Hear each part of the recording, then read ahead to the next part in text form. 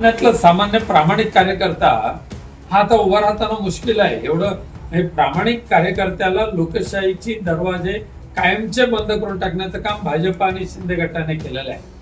लोकसभेमध्ये सुद्धा इथे 130 करोड रुपये खर्च केले गेले.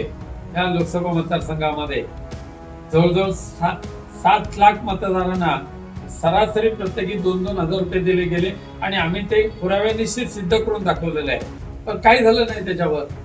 त्यामुळे एकदा पचलेलं पाप दुसऱ्यांदा करतात, दुसरं पचलेलं पाप तिसऱ्यांदा करतात आणि भरडली जाते प्रामाणिक कार्यकर्ता.